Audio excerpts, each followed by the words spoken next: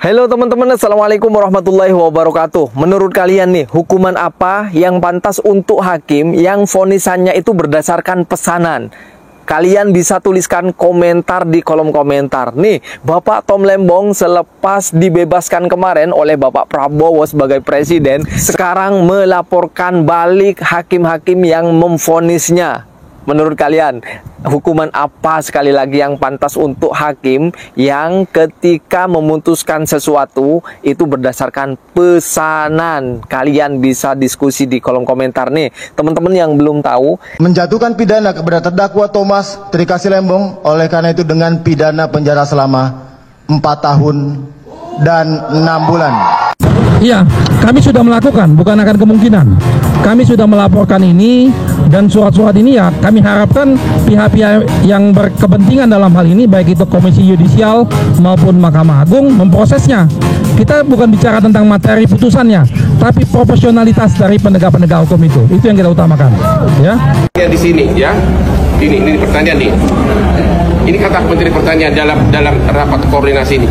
Apabila pemerintah mengimpor gula dalam bentuk raw sugar, gula mentah, maka akan jauh lebih bermanfaat bagi industri gula di Indonesia. Ini pernyataan di rapat. Sedangkan sekarang dituduh kenapa lu impor gula mentah. Ini ada jelas-jelas nih. Jadi Menteri Pertanian. Dakwaan tidak mendasar. Ya, tidak kawan di dalam sebaliknya. Kenapa lu impor gula mentah? Harusnya gula jadi. Ini kata justru sangat bermanfaat. Yang kedua, di sini disebutkan perlu segera mengimpor 200.000 ton. Ya kan? Ya di sini disebut kenapa lu impor 200.000 ton?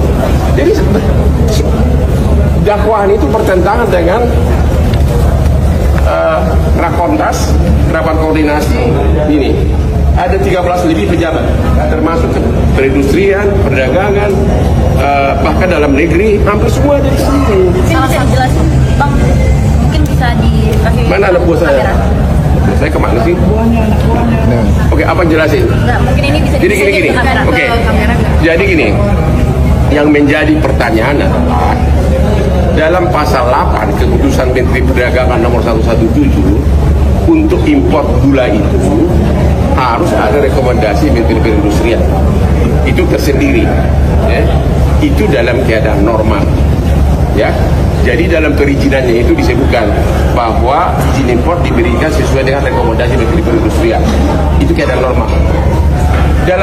Terjadilah keadaan tidak normal di mana terjadi kelangkaan gula. Di dalam pasal 28 peraturan Menteri Perdagangan 117 disebutkan ketentuan tadi semuanya dalam keadaan normal tidak berlaku apabila ada keadaan darurat. Ketua Komisi Kejaksaan keceplosan. Bahwa kenapa kemudian Tom Lembong dulu barriernya ini begitu banyak. Hambatannya, ya, termasuk kemudian, ya, ini begitu banyak. Ketika kemudian diusut semuanya, mungkin harapan kita juga sama. Ketika diusut semuanya, maka ini akan clear bahwa ini tidak ada kriminalisasi, tidak ada politisasi segala macam. Tapi ketika diusut semuanya, justru resiko ini yang kemudian dihitung oleh kejaksaan justru semakin besar. Maksudnya? Ya, semuanya itu kan tokoh politik. Punya pendukung. Kalau Tom Lembong nggak ada resikonya atau gimana? Ya resikonya ada, tetapi dalam kemudian hitungan itu yang harus diambil karena yang pertama melakukan itu adalah di tahun. Saya orang awam hukum, tapi berikan pendapat kepada saya, berikan pemahaman kepada saya bahwa ketika bicara proses hukum maka harus menghitung resiko politik. Ya, makanya diurutkan. Ya itu kan bagian dari strategi penyidikan, Pak. Jadi intinya adalah hukum tebang pilih, tajam ke lawan, tumpul ke kawan. Tom Lembong diusut karena dia oposisi. Menurut Prof, sebenarnya apa yang dilakukan Pak Tom Lembong itu keliru atau tidak sih? Sama sekali tidak, ya. Justru saya wondering ya gitu. Sebetulnya apa ya kesalahannya gitu ya? Ini justru kebijakan yang memang sudah benar. Jadi faktanya, kalau kita bicara faktual problem atau fakta hukumnya itu memang ya dari yang saya punya aja nih 5 tahun itu emang kita tuh selalu ada gap, ada kekurangan ya terkait antara supply dan demand, antara penawaran dan tadi permintaan pertama ini permintaannya terlalu banyak terkait dengan gula. Sementara tadi ya di dalam negeri itu tidak punya pasokan yang cukup. Jadi memang harus impor.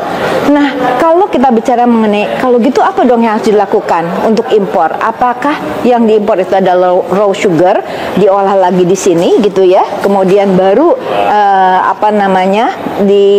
diberikan kepada pedagang besar atau tadi ya kalau ini penugasan ya, kemudian nanti di packaging lagi baru ke masyarakat, ataukah kemudian langsung tadi impor yang tadi white sugarnya.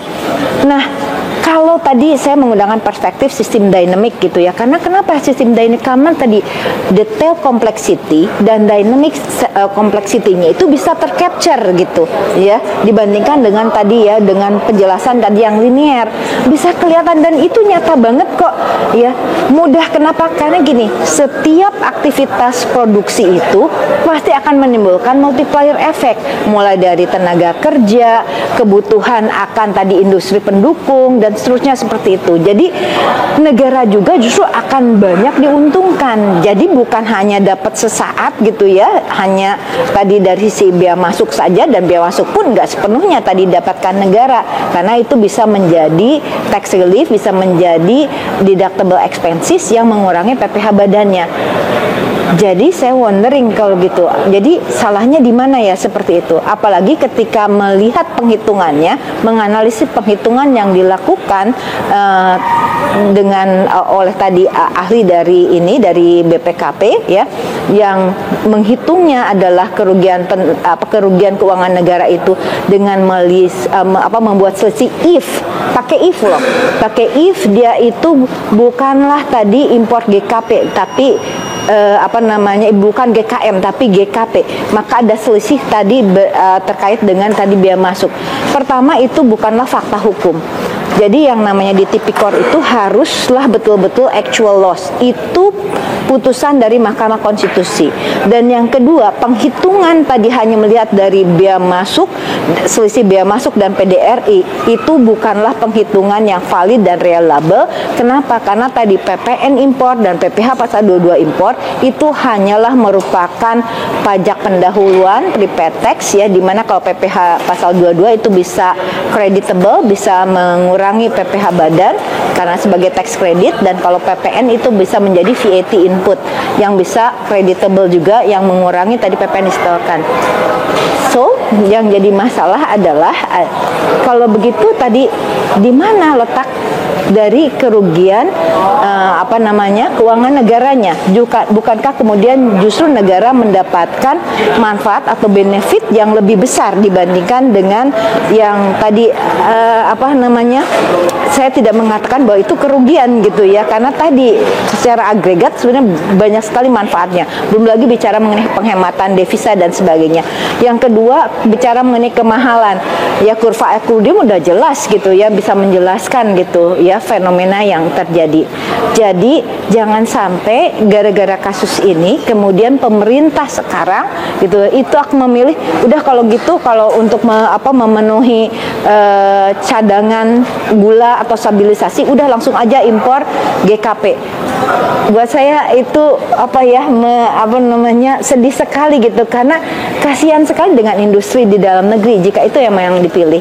Ternyata banyak kritikan ya, banyak kemarin yang mengkritik hakim atas vonisan Bapak Tom Lembong, dan sekarang ini banyak yang mendukung Tom Lembong untuk melaporkan balik ya terhadap hakim yang memvonis tersebut. Termasuk tadi itu Bapak Mahfud MD sudah bersuara, Rocky Gerung, semua tokoh-tokoh politik atau tokoh-tokoh hukum itu semua bersuara. Itu artinya ada yang aneh dalam kasus Bapak Tom Lembong sebelum diberikan abolisi, dan anehnya masih divonis kemarin ya oleh hakim tersebut. Sebab itu kuasa hukum sudah menegaskan akan melaporkan hakim ini. Kalian setuju apa enggak? Kalau kalian setuju, silahkan kalian tulis di kolom komentar. Oke, itu saja yang bisa saya sampaikan. Semoga ke depan tidak ada hakim-hakim yang memvonis hukuman terhadap seseorang berdasarkan pesanan. Baik itu karena disuap, baik itu karena tekanan politik, baik itu perintah atasan, semoga tidak ada lagi hakim-hakim yang seperti itu.